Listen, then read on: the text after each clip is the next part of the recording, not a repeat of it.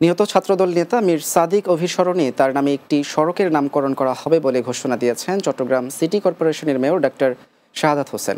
নগরীর থিয়েটার ইনস্টিটিউটে নিহত ছাত্রদল নেতা মীর সাদিক অভির ৫ম মৃত্যুবার্ষিকী উপলক্ষে স্মরণ সভায় তিনি এ ঘোষণা দেন।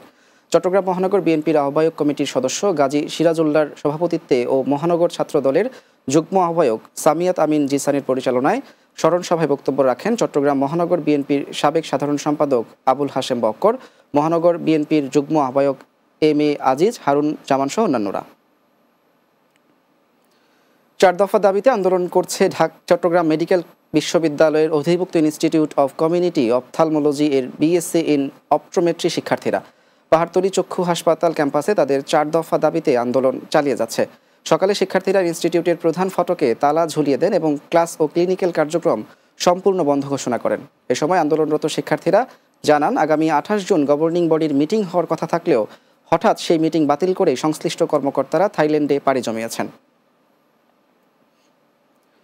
চট্টগ্রামে সনাতন ধর্মীয় সংগঠন শ্রী শ্রী জন্মাষ্টমী উদযাপন পরিষদ বাংলাদেশের নতুন আহ্বায়ক কমিটি ঘোষণা করা হয়েছে।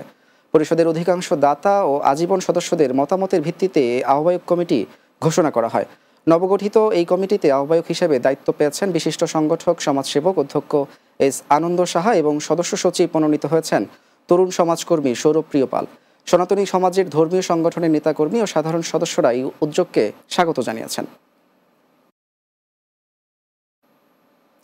শেষ করব দিনের বাংলা, তবে যাবার আগে সংবাদ শিরোনামগুলো জানিয়ে দিচ্ছি আরও একবার।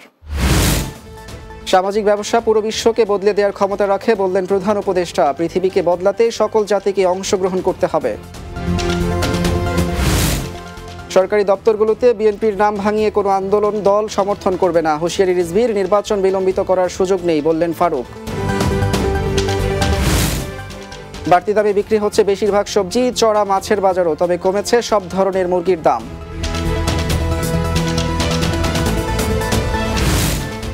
এবং রাজধানী জুড়ে ভয়ঙ্কর হয়ে উঠেছে শয়তানের নিঃশ্বাস, ড্রাগ ব্যবহার করে প্রতারণা, মুহূর্তেই সর্বস্ব লুটে নিচ্ছে কিছু চক্র।